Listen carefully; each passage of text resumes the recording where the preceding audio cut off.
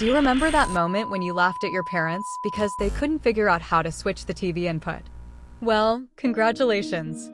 You've become that exact same person. Except in your case, the problem isn't the remote. It's the fact that you genuinely do not understand why your younger siblings are watching Minecraft parkour, a GTA 5 race, and a singing head sticking out of a toilet all at the same time. You have officially been promoted to internet archaeologist. The mechanism is simple. Gen Z was the last generation with an interface.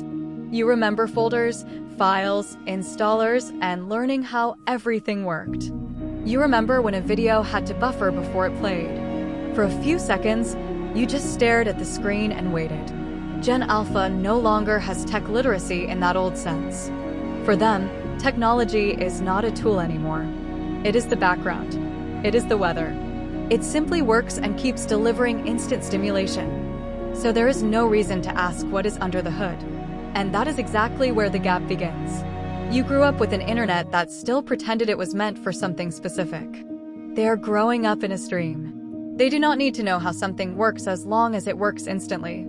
They do not need structure if the algorithm is going to hand them the next thing before they even have time to think about the previous one. To your brain, raised on vlogs, forums, and videos that had a beginning, middle, and end, this system looks like sensory money laundering. To them, it is just Tuesday.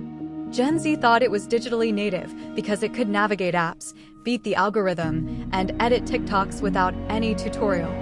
But Alpha is already something else. These are not just technology users.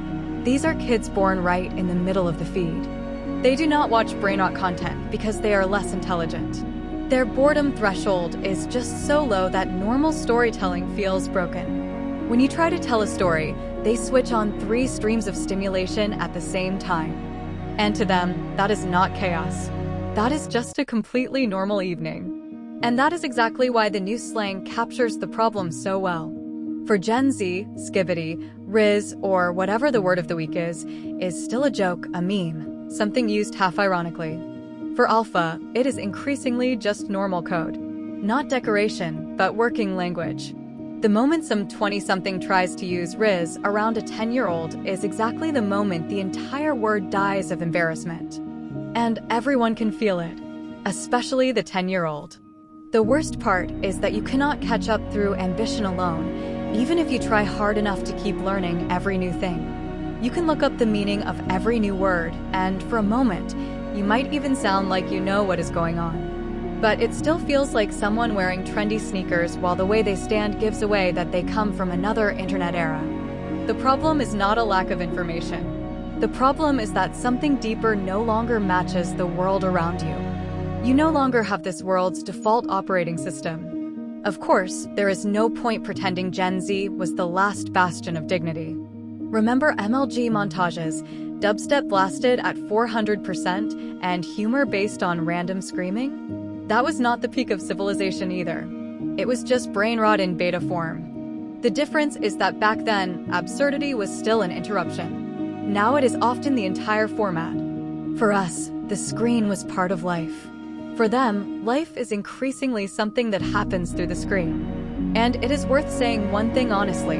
This is not the classic generational conflict where older people complain that younger people are somehow deficient. It looks worse than that. This is a moment when 2 generations are genuinely processing stimulation, pace, and meaning differently. Gen Z still remembers the internet as a place. Alpha mostly knows it as a mechanism. You are still looking for content.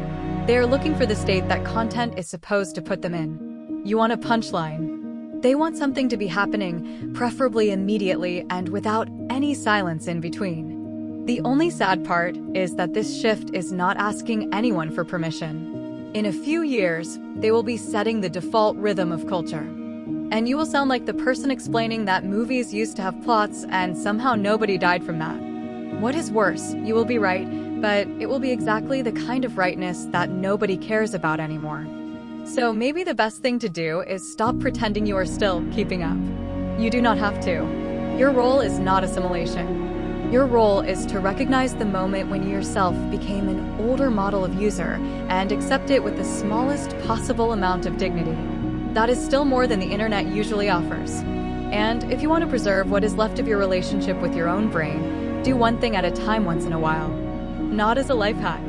More as a small act of resistance against a world that has decided scattered attention is the factory setting. That is what is left of rebellion. A few minutes of silence and no split screen. It sounds modest, but in this era, that is practically counterculture. We used to be afraid the internet would change us.